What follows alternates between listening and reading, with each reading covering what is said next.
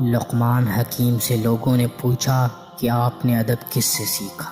انہوں نے فرمایا بے ادبوں سے، کیونکہ ان کا جو فعل مجھ کو پسند نہ آیا اس سے میں نے پرہیز کیا۔ بچپن کا علم پتھر کی لکیر ہوتا ہے۔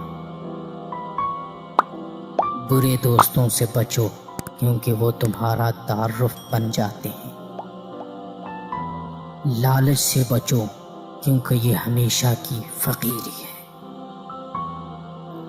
دولت تقسیم کی جائے تو کم ہوتی ہے، علم بانٹا جائے تو بڑھ جاتا ہے۔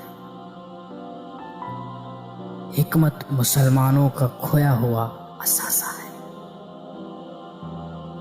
سنی سنائی بات دیکھی ہوئی بات کے برابر نہیں ہوتی۔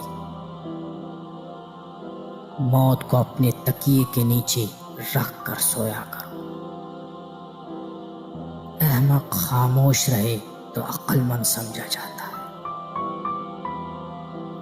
انسان کو سب سے زیادہ تکلیف ہی تب ملتی ہے جب وہ غلط انسان سے اپنی زندگی کی ساری صحیح امیدیں جوڑتا ہے۔ پوری دنیا میں ایک ہی شخص ہے جو آپ کی زندگی بدل سکتا ہے اور وہ آپ خود ہیں۔ خبردار، اس عورت پر ہرگز بھروسہ مت کرو جو کن ذہن اور بے شعور ہو۔